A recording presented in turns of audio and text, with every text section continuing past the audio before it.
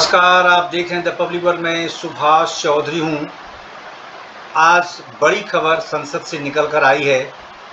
केंद्रीय गृह मंत्री ने देश में आपराधिक दुनिया से निपटने के लिए अब तक के 100-150 साल पुराने कानूनों को पूरी तरह बदलने का बीड़ा उठा लिया है। और आज आपराधिक दुनिया को नियंत्रित करने की दृष्टि से यानी अपराध नियंत्रण की दृष्टि से 3 बड़े कानूनों को पूरी तरह बदलने का ऐलान कर दिया है और लोकसभा में उन्होंने इससे संबंधित 3 बिल आज पेश किए हैं।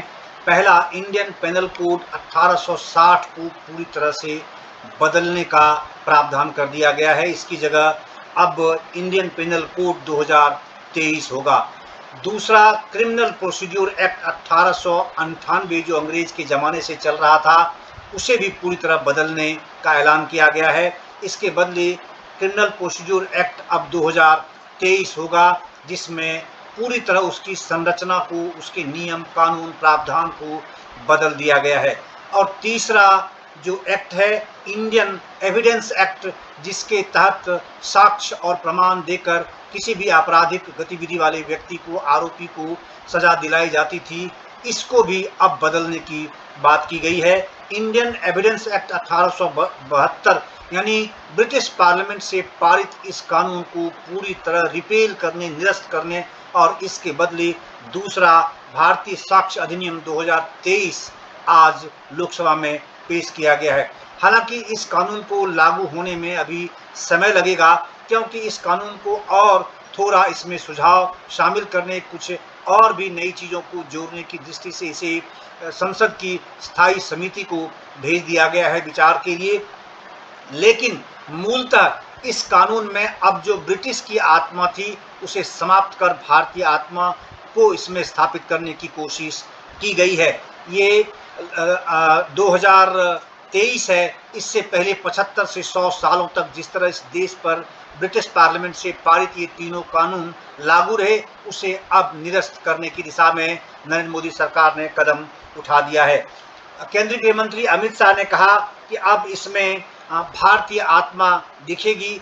अब तक ये तीनों ही कानून भारत जो अंग्रेज शासक थे, जो वहाँ के राजा थे, उनके प्रति समर्पित ये कानून थे। उनको ध्यान में रखते हुए उनको संरक्षण देने की दृष्टि से भारतीय लोगों के साथ अन्याय करने, उसके साथ न्याय करने नहीं बल्कि भारतीय लोगों को दंडित करने की दृष्टि से ये कानून बनाए गए थे। और सबसे बड़ी बात इस तीनों ही कानूनों में मैं आपको जानकारी देता चलूं कि राजद्रोह, जिसको लेकर लगातार लंबे अरसे से इस देश में बहस चलती रही कि अब राजा नहीं है तो फिर राजद्रोह का कानून क्यों यहाँ चल रहा है, क्यों उसके तहत लोगों को अपराधी बनाया जाता है, उसके खिलाफ मुकदमा चलाया जाता है। इस पर सुप्रीम कोर्ट से बहुत सारे लीगल यूनिवर्सिटीज ने इसको लेकर के आपत्ति जताई थी और अब इस दिशा में भी कदम उठा दिया गया है।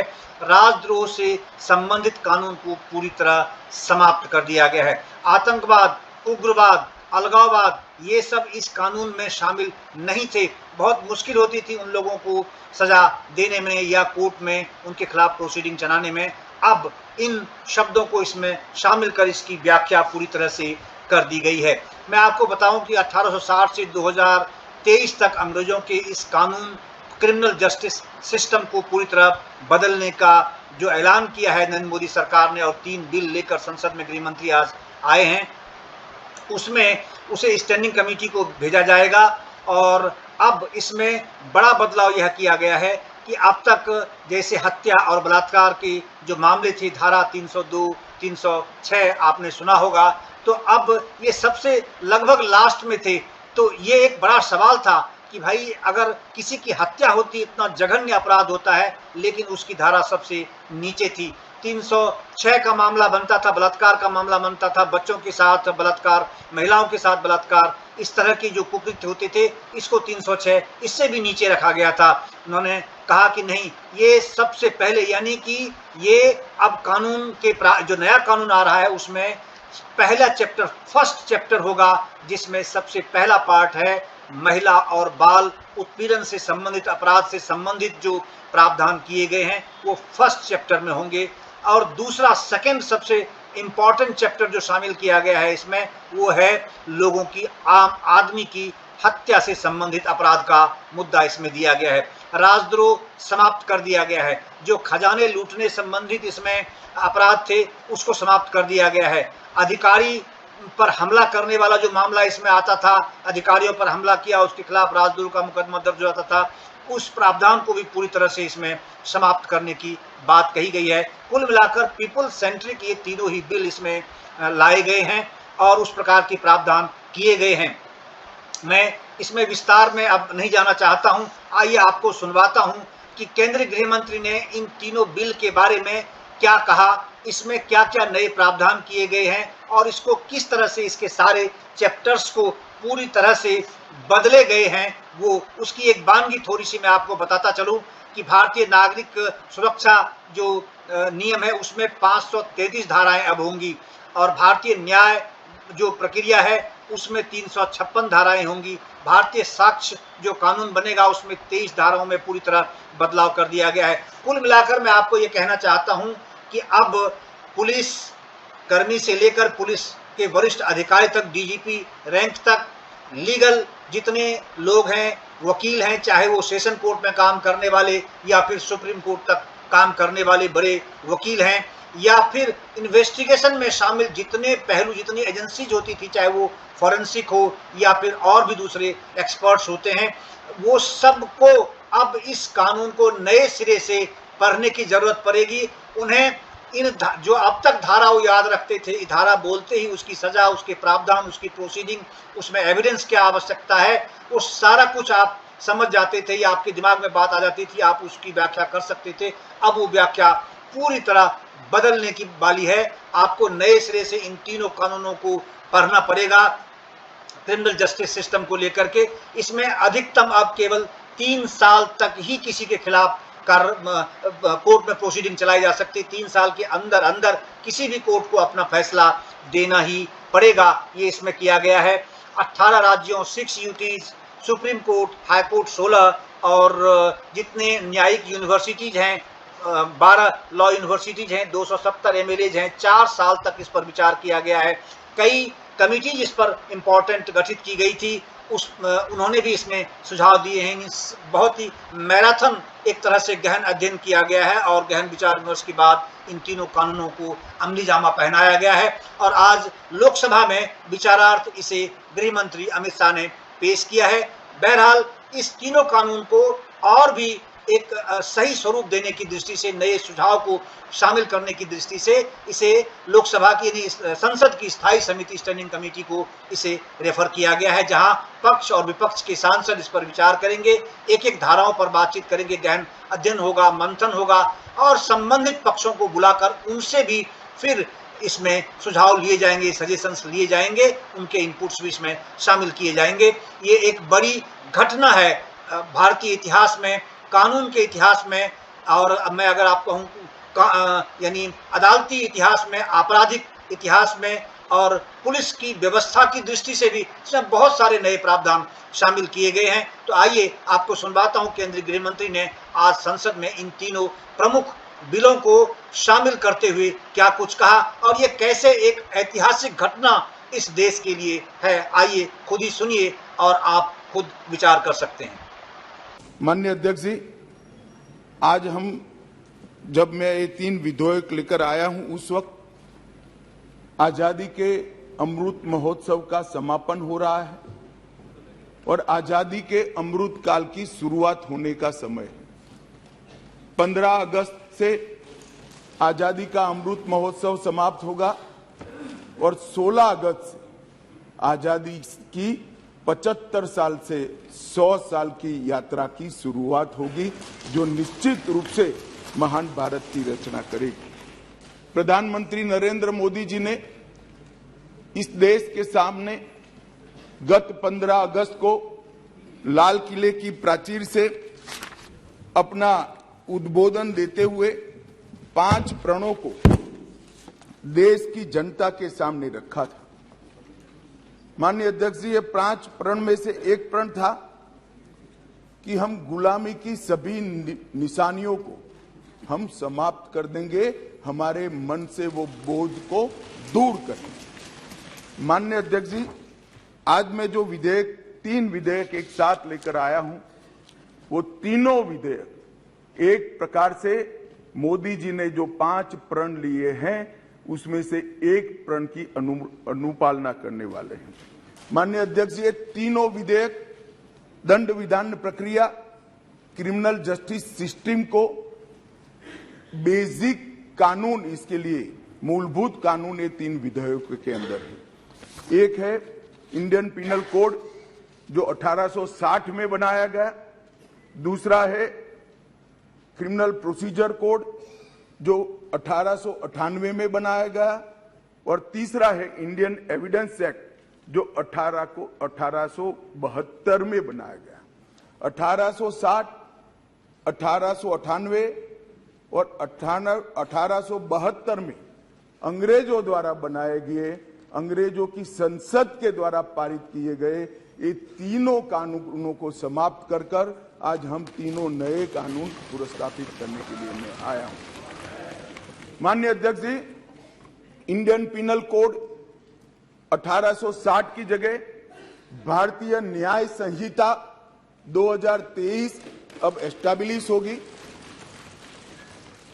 क्रिमिनल प्रोसीजर कोड 1898 की जगह भारतीय नागरिक सुरक्षा संहिता प्रस्तापित होगी, और इंडियन एविडेंस एक्ट 1872 की जगह भारतीय साक्ष्य अधिनियम 2023 प्रस्तापित होगा।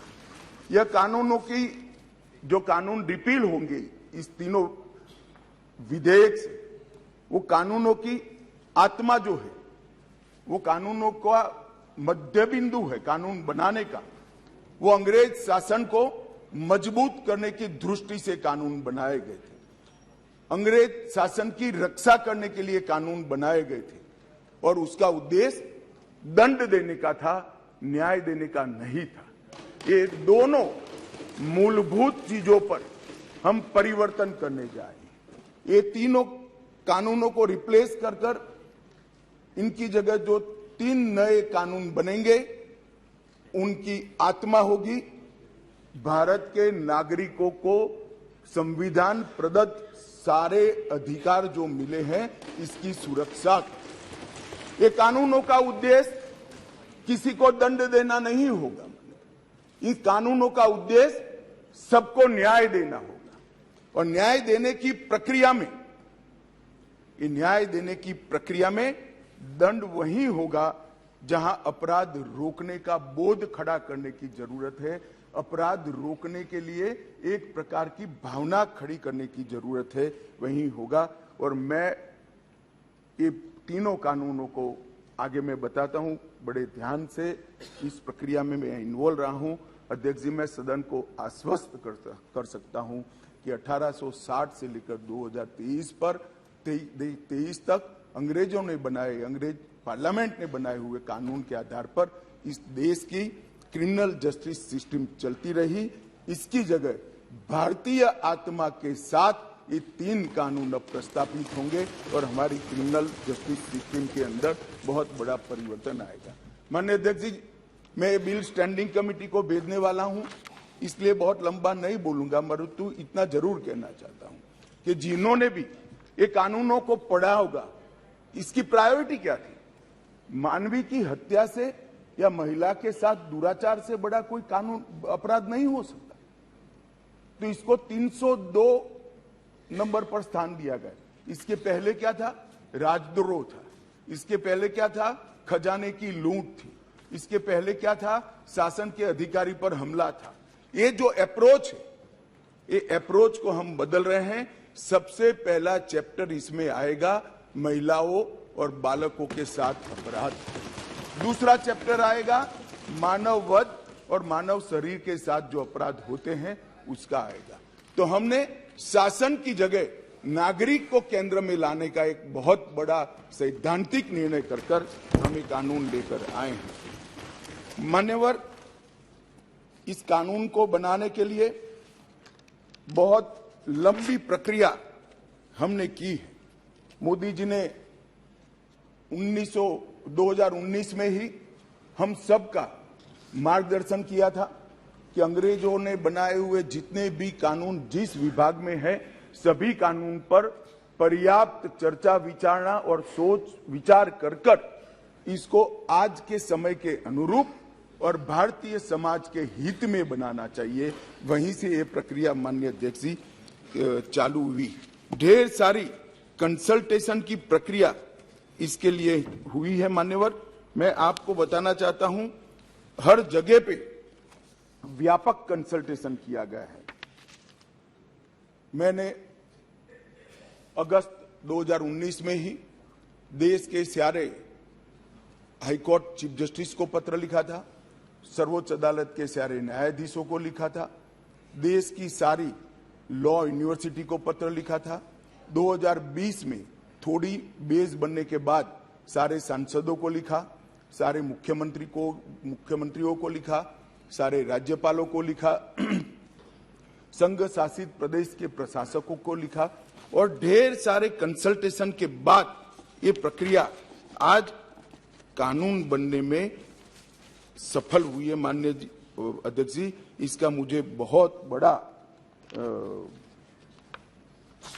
संतोष है कि बेस बरुआ समिति, विश्वनाथन समिति, मलिमत समिति, माधव मेनन समिति और गृह मामलों की स्थायी संसदीय समिति 2011, 2005, 2006 इसकी रिपोर्ट 111वीं, 110वीं, 146वीं ये सारी रिपोर्टों का बृहद संकलन कर सभी राज्यपालों, मुख्यमंत्रियों, सभी विधायकों, सभी सांसद और सभी न्यायाधीशों से, हाईकोर्ट से, सुप्रीम कोर्ट से और लॉ यूनिवर्सिटी से आए हुए सारे प्रस्तावों को, सारे सुझावों को कंसीडर कर लाइन बाय लाइन इसको पढ़कर ये विधेयक लेकर मैं आज सदन के सामने उपस्थित हुआ हूं। माननीय अध्यक्ष जी, 18 राज्यों, 6 संघ शासित प्रदेश, भारत की सुप्रीम कोर्ट, 16 हाई कोर्ट, 5 न्यायिक एकेडमी, 22 विधि विश्वविद्यालय, 142 सांसद और लगभग 270 विधायकों ने इसमें सुझाव दिए हैं। जनता के भी बहुत सारे सुझाव आए हैं जिसको कंसिडर किया गया। माननीय अध्यक्ष जी, 4 साल तक इस पर गहन विचार विमर्श हुआ है। मैं जिसमें उपस्थित हूं, ऐसी 158 बैठकें हमने रिकॉर्ड पर करी है। माननीय अध्यक्ष जी, बाय लाइन इसको हमने पढ़ा है। मान्यवर, भारतीय नागरिक सुरक्षा संहिता जो सीआरपीसी को रिप्लेस करेगी, इसमें अब 533 धाराएं बचेगी, 160 धाराओं को बदल दिया गया है, 9 धाराएं नई जोड़ी गई है और 9 धाराओं को निरस्त किया गया है। भारतीय न्याय संहिता जो आईपीसी को रिप्लेस करेगी, इसमें अब पहले 511 धाराएं थी, इसकी जगह 356 धाराएं होगी, 175 धाराओं में बदलाव हुआ है, 8 नई धाराएं जोड़ी गई है और 22 धाराएं निरस्त कर दी गई।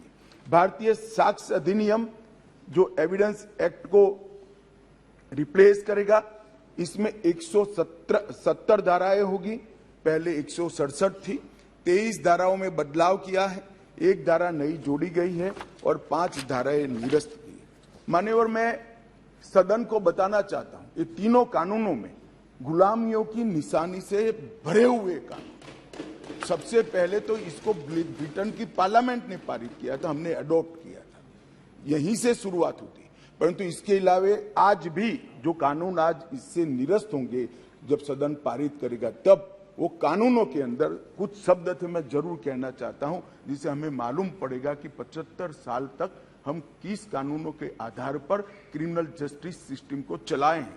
पार्लियामेंट ऑफ यूनाइटेड किंगडम का जिक्र है, प्रोविंशियल एक्ट का जिक्र है, notification by the crown representative का जिक्र है, लंदन गैजेट का जिक्र है, ज्यूरी और बैरिस्टर का जिक्र है जो हमारे यहाँ कब के चले गए, लाहौर गवर्नमेंट का जिक्र है, कॉमनवेल्थ के प्रस्ताव का जिक्र है, United kingdom of great Britain and Ireland parliament का जिक्र है।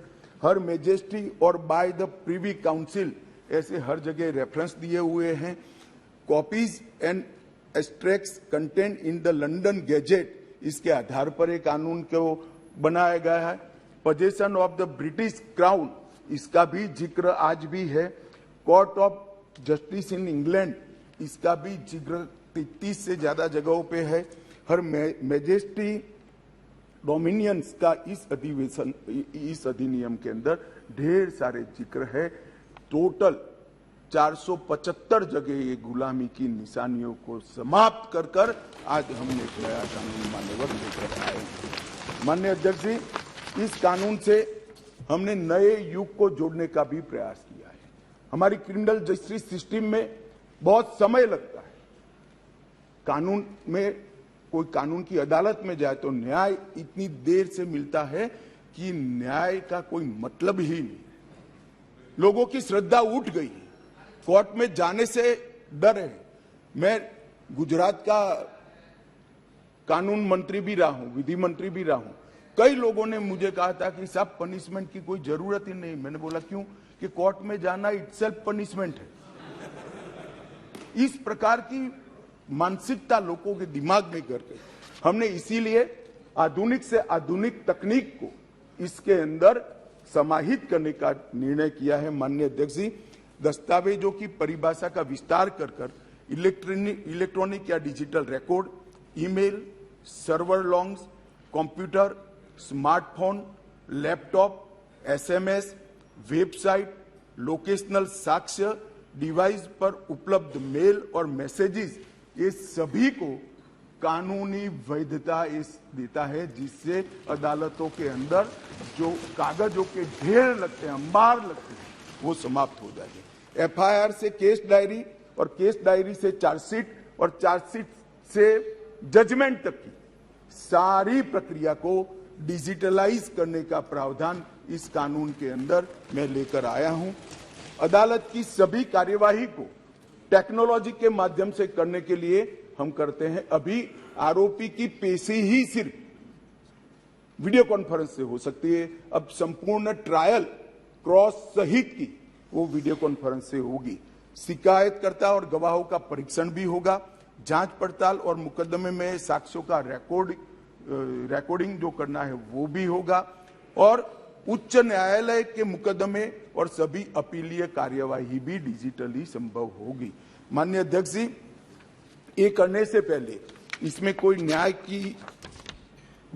न्याय के बारे में कोई गोता ही न हो जाए, इसलिए हमने नेशनल फॉरेंसिक साइंस यूनिवर्सिटी और देश भर के सारे विद्वानों को, इस विषय के विद्वानों के साथ बैठकर इसकी चर्चा कर टेक्नोलॉजी के एक्सपर्ट के साथ बैठकर उसको बनाया गया है। सर्च और जब्ती के वक्त मान्यवर हमने कई सारे ऐसे प्रावधान किए हैं जिससे निर्दोष नागरिक को फंसाया न जा सके। सर्च और जब्ती के वक्त ढेर सारी ऐसी फरियादें मेरे यहाँ रख दिया गया, मेरे यहाँ था नहीं, पुलिस लेकर आई, रख दिया। अब हमने सर्च और जब्ती में वीडियोग्राफी को कंपलसरी करा है, जो अब वीडियोग्राफी केस का हिस्सा होगी। पुलिस द्वारा ऐसी रिकॉर्डिंग के बिना कोई भी चालान, चार्जशीट रखा जाएगा वो वैध नहीं होगा। हमारा दोष सिद्धि का प्रमाण बहुत कम है। आजादी के 75 साल के बाद भी हम दोष सिद्ध नहीं कर पाते हैं मान्यवर। इसीलिए फॉरेंसिक साइंस को हमने बहुत बढ़ावा देने का काम किया है। देश के प्रधानमंत्री जी ने एक ऐतिहासिक निर्णय लिया है नेशनल फॉरेंसिक साइंस यूनिवर्सिटी बनाने का। मैं इस सदन के माध्यम से पूरे देश को आश्वस्त करना चाहता हूं कि 3 साल के बाद हर साल 33,000 फॉरेंसिक साइंस के एक्सपर्ट और साइंटिस्ट इस देश को मिलने लगे। ये इसलिए किया गया कि कानून हम लेकर आने वाले थे मान्यवर। एक कानून में हमने लक्ष्य रखा है कि दोष सिद्धि के प्रमाण को, कन्विक्शन रेशियो को 90% से ऊपर लेकर जाना है, ये हमारा लक्ष्य है। इसलिए हमने एक महत्वपूर्ण प्रावधान किया है कि 7 वर्ष या उससे ऊपर की सजा जिस धाराओं में है वो सभी क्राइम सीन पर फॉरेंसिक टीम की विजिट को हम कंपलसरी कर रहे हैं। और मान्यवर इसके माध्यम से एक वैज्ञानिक साक्ष्य, एक साइंटिफिक एविडेंस पुलिस के पास होगा, जिसमें कोर्ट में दोषियों को बरी होने की संभावना बहुत कम हो जाएगी। माननीय, ये दोनों चीजें हैं। इसमें एक ऐसा सवाल कुछ एक्सपर्ट्स ने बताया था कि ये इसके लिए शायद देश अभी तैयार नहीं है। ये कानून में हमने ये भी प्रोविजन रखा है कि इलेक्ट्रॉनिक तरीके से केस चलाने के लिए कोर्ट, जिला, राज्य, ये सभी प्रकार के नोटिफिकेशन निकलने के बाद ही वो अप्लाई होगा। मानो एक कोर्ट किसी राज्य ने तैयार कर दी तो वो कोर्ट नोटिफाइड कर सकते हैं, एक जिला जब हो जाएगा तो वो जिला नोटिफाइड कर सकते हैं, एक क्षेत्र हो जाएगा तो क्षेत्र, अंततोगत्वा 27 के पहले पूरे देश की सभी कोर्टों को हम कंप्यूटराइज करके इसी प्रकार से मोबाइल फोरेंसिक वान का भी हमने एडवांस में अनुभव कर लिया है। मान्यवर, आज मैं आपको बता सकता हूं कि दिल्ली के अंदर 7 साल से ऊपर की किसी भी गुनाह होता है, सजा का जिसमें प्रावधान हो, ऐसा कोई भी गुनाह होता है तो एफएसएल की टीम इसको विजिट करती है। ये सफल प्रयोग हमने दिल्ली के अंदर कर दिया है। बेंगलुरु में अब सरकार बदल गई, भगवान जाने क्या होगा, मगर हमारी सरकार थी तब बेंगलुरु में भी इस प्रयोग की शुरुआत की थी। इसके लिए हमने मोबाइल एफएसएल के कंसेप्ट को लॉन्च किया है और सफल कंसेप्ट है। मान्यवर, हर जिले में 3 मोबाइल एफएसएल घूमती रहेगी और गुना के जगह पे जाएगी। नागरिकों की सुविधा सुनिश्चित करने के लिए जीरो एफआईआर को पहली बार आजादी के 75 साल के बाद हम स्थान, गुना कहीं पर भी हुआ, किसी भी थाने का हो, आप हिमालय की चोटी से भी उसको रजिस्टर कर सकते हैं और कन्याकुमारी के सागर के किनारे भी गुना रजिस्टर होने के बाद 15 दिन में कंसर्न थाने को भेजना होगा। ई एफआईआर का प्रावधान हम पहली बार जोड़ रहे हैं। हर जिले में और हर थाने में एक ऐसा पुलिस अधिकारी नामित किया जाएगा जिसके परिवारजनों में गिरफ्तारी हुई है। इसको अधिकृत सर्टिफिकेट देना पड़ेगा कि आपके परिजन हमारी कस्टडी में है और इसके लिए अब हम रिस्पॉन्सिबल। कई बार पकड़कर पुलिस 4-4 दिन तक कोई जवाब नहीं देती है मान्यवर, और वहां पर उनको कोर्ट में जाना है और इसकी जगह अब वो ऑनलाइन भी सूचना देनी पड़ेगी और व्यक्तिगत सूचना भी देनी पड़ेगी। यौन हिंसा के मामले में पीड़िता का बयान कंपलसरी कर दिया गया है और यौन उत्पीड़न के मामले में बयान का वीडियो रिकॉर्डिंग भी अब कंपलसरी कर दिया है। मान्यवर, पुलिस को 90 दिन में जिसने फरियाद की है इसका स्टेटस देना हमने कंपलसरी कर दिया है। 90 दिन में उसका स्टेटस देना पड़ेगा और हर 15 दिन में फरियादी को अपना स्टेटस भेजना पड़ेगा। 7 वर्ष या उससे अधिक के कारावास का केस अगर विड्रॉ करना है तो पीड़ित को सुने बगैर कोई भी सरकार इसको विड्रॉ नहीं कर पाएगी। ये भी इससे नागरिकों के अधिकारों की रक्षा होगी और इसके अंदर पहली बार हम कम्युनिटी सर्विस को सजा के बारे में भी इंट्रोड्यूस कर रहे हैं। मान्यवर, ये प्रैक्टिस में कई जगह पे है परंतु इसका इंट्रोडक्शन एक्ट से, कानून से अब होगा। मान्यवर, सालों तक केस चलते नहीं है, इसके लिए भी हमने बहुत सारे प्रावधान करे हैं। छोटे मोटे मामलों में समरी ट्रायल का दायरा बढ़ा दिया है। समरी ट्रायल को 20,000 तक की गुनाहों में ले लिया गया है और 3 साल तक की जिसमें सजा है वो सारे समरी ट्रायल से हो जाएंगे। इस एक ही प्रावधान से 40% केसों की सेशन कोर्ट से बाहर होकर नीचे ही समरी ट्रायल से समाप्त हो गए। मान्यवर, आरोप पत्र दायर करने के लिए पुलिस अधिकारी आगे की जांच चालू है, आगे की जांच चालू है, आगे की जांच 6-6 साल अब नहीं कर पाएंगे। हमने तय कर दिया है कि 90 दिन में आरोप पत्र दायर करना ही पड़ेगा और कोर्ट भी उनको और 90 दिन की परिस्थिति देखकर परमिशन दे सकती है। 180 दिन में आपको जांच समाप्त कर ट्रायल के लिए भेज देना पड़ेगा। इससे बहुत बड़ा फर्क होगा। वारंट के मामले में भी हमने काफी सारे बदलाव किए हैं। आरोपी व्यक्ति को आरोप तय करने की नोटिस 60 ही दिन में देने के लिए अब कोर्टें बाध्य हो जाएगी। कोर्ट ने चार्ज फ्रेमिंग 60 दिन से ज्यादा लंबा नहीं कर सकती। बहस पूरी होने के बाद 30 दिन में मान्यवर न्यायाधीश ने अपना फैसला देना पड़ेगा। अब 3-3 साल तक फैसला पेंडिंग नहीं रख। कई सारे जज ऐसे पूरी सुनवाई कर देते थे और फिर बाद में ट्रांसफर हो जाती थी या रिटायर्ड कर जाते थे और ट्रायल फिर से चलती। अब ऐसा नहीं होगा। 30 दिन के अंदर ही फैसला देना पड़ेगा। इसको भी हमने, और फैसले को 7 दिन के अंदर ऑनलाइन उपलब्ध कराना पड़ेगा, जिससे इस पर अपील की कार्यवाही मान्यवर हो जाए। सिविल सर्वेंट के विरुद्ध कोई फरियाद होती थी, पुलिस ऑफिसरों के विरुद्ध कोई फरियाद होती थी, तो एक प्रावधान है जिससे उनको सुरक्षा मिली हुई, सरकार की परमिशन के बगैर इनका संज्ञान या तो चार्जशीट या ट्रायल शुरू नहीं हो सकती। मान्यवर सालों सालों तक कोई परमिशन आती ही नहीं थी और उसके कारण सिविल सर्वेंट के साथ साथ बाकी लोग भी डिले ट्रायल को एंजॉय करते थे। हमने तय कर दिया है कि 120 दिन में सरकार हाँ या ना कह दे, वरना डीम्ड परमिशन माना जाएगा और ट्रायल को पेश करेंगे। मान्यवर एक बहुत बड़ा दिक्कत मैंने देखा है कि एसपीए नाते किसी ने एक केस जांच किया है तो डीजीपी या तो रिटायर्ड होने के बाद वो केस चलने पर आता है और उनको गवाही देने जाना है। हमने ये प्रक्रिया के अंदर आमूलचूर परिवर्तन किया है कि जो एसपी अभी नौकरी कर रहा है वो ही फाइल देखकर गवाही देगा, जो पहले था उसको आने की जरूरत नहीं।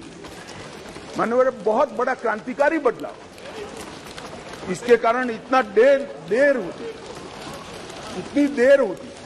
आज हमने बारीकी से ट्रायल किस चीज के कारण लेट होती है इसका अभ्यास किया है। सबसे ज्यादा डेट अगर लगे तो यही कि भैया वो तो डीजीपी हो गए, डीजीपी साहब को समय नहीं होगा, तहसील में कैसे आएंगे जब उनकी विजिट है, तो 1.5 साल तक गवाही नहीं होती।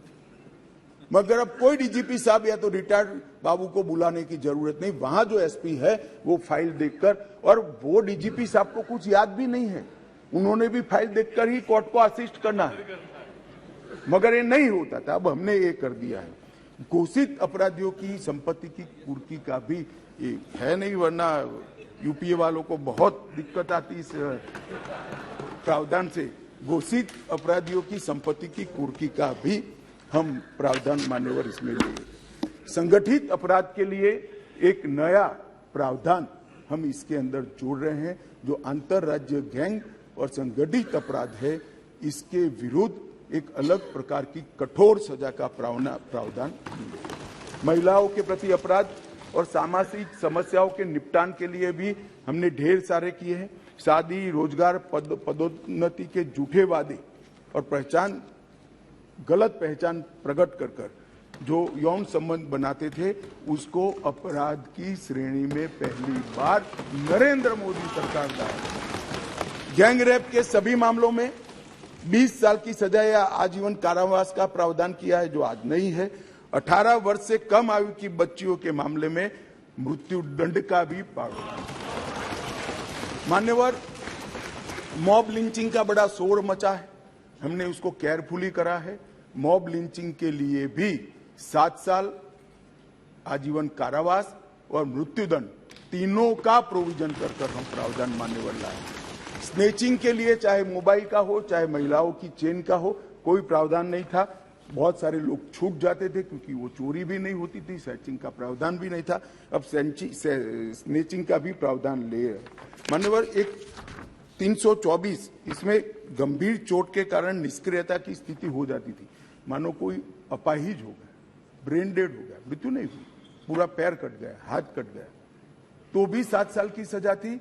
और किसी को थोड़ा लगा, रिपेयर होकर 1 सप्ताह में अस्पताल से बाहर आ गया, तो भी 7 साल। हमने दोनों को अलग कर दिया।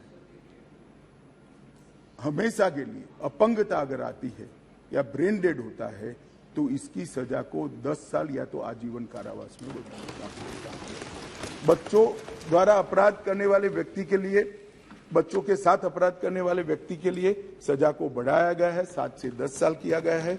पहले जुर्माना काफी कम था, अनेक प्रोविजन में जुर्माने को बढ़ाने का भी काम किया है। मान्यवर,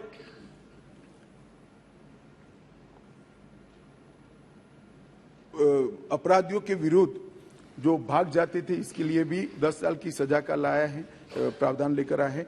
सजा माफी को पॉलिटिकल यूज करने वाले बहुत किस्से आते थे। अब हमने कह दिया है कि अगर किसी को सजा माफ करनी है तो मृत्यु की सजा को आजीवन कारावास में बदल सकते हैं। आजीवन कारावास की सजा को 7 साल तक ही माफ कर सकते हैं। 7 साल के कारावास को 3 साल तक ही माफ कर सकते हैं। किसी भी गुनहगार को, अभी बिहार में कुछ मामले आए हैं सामने, इसी प्रकार से राजनीतिक रसूख वाले लोगों को छोड़ा नहीं जाएगा, उनको भी सजा मिलेगी। इसका भी प्रावधान मान्यवर हम लेकर आए हैं। मान्यवर, राजद्रोह पर कि अंग्रेजों ने अपने शासन को बचाने के लिए एक कानून बना था। मैं इस सदन को कहना चाहता हूं, एक ऐतिहासिक निर्णय इस सरकार ने किया है। राजद्रोह को कंप्लीटली हम रिपील कर रहे हैं, कंप्लीटली। यहां लोकतंत्र है, सबको बोलने का अधिकार है। राजद्रोह को हम कंप्लीटली रिपील कर रहे हैं मान्यवर। और इस कानून में इसके साथ साथ अलगाव, सशस्त्र विद्रोह, विध्वंसक गतिविधियां, अलगाववाद, भारत की संप्रभुता, एकता को, अखंडता को चैलेंज करना, ये सब को कानून के अंदर किसी न किसी दाएं बाएं तोड़ मरोड़ कर जोड़ते थे। इसका कोई स्पेशल प्रोविजन नहीं था, टेररिज्म की व्याख्या ही नहीं थी।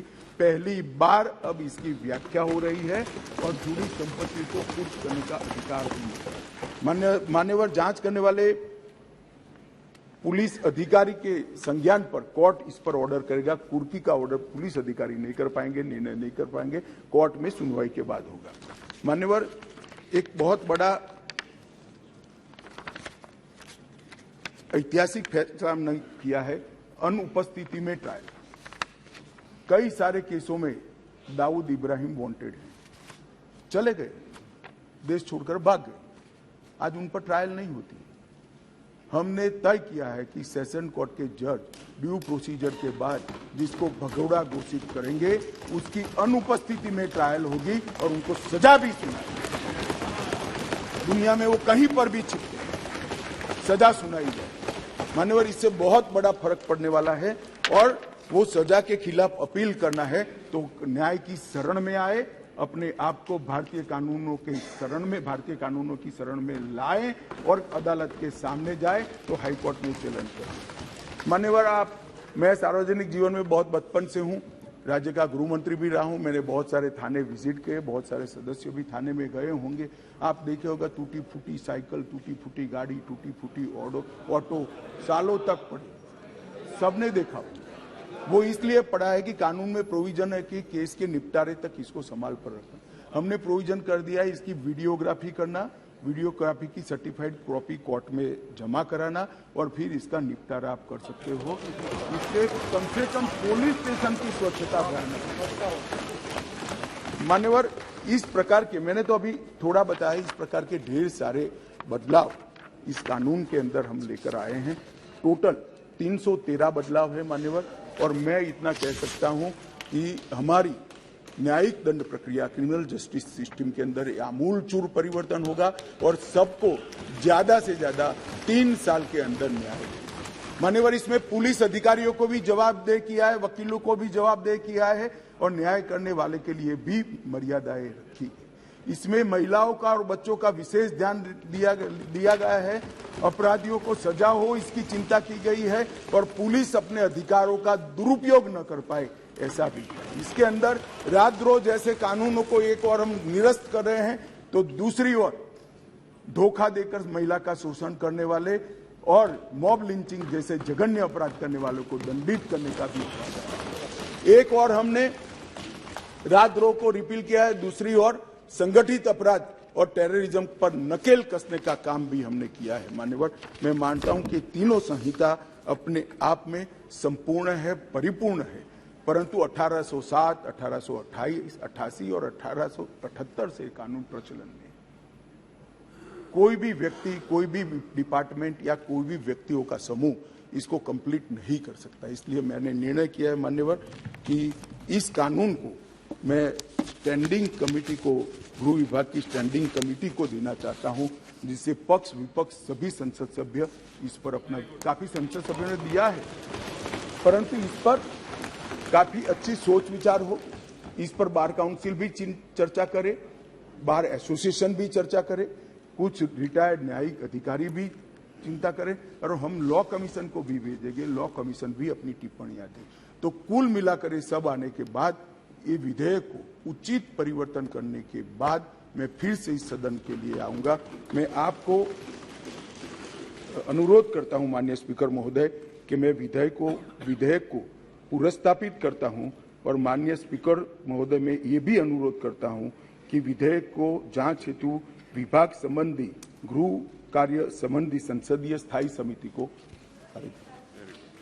एक मिनट, प्रश्न ये कि विधेयक को पुनर्स्थापित करने की अनुमति प्रदान की जाए। जो सदस्य इसके पक्ष में हाँ कहें, जो सदस्य विरोध में ना कहें। मेरे विचार में निर्णय हाँ वालों के पक्ष में, हाँ वालों के पक्ष में माननीय मंत्री विधेयक को पुनर्स्थापित करें। माननीय मंत्री जी। मान्यवर, मैं इस विधेयक को, तीनों विधेयकों को गृह विभाग के कार्य संबंधी, माननीय स्पीकर महोदय मैं विधेयक को पुनर्स्थापित करता हूं और आपसे निवेदन करता हूं कि ये तीनों विधेयकों को गृह विभाग के कार्य संबंधित संसदीय स्थायी समिति को भेज दिया जाए। मान्यवर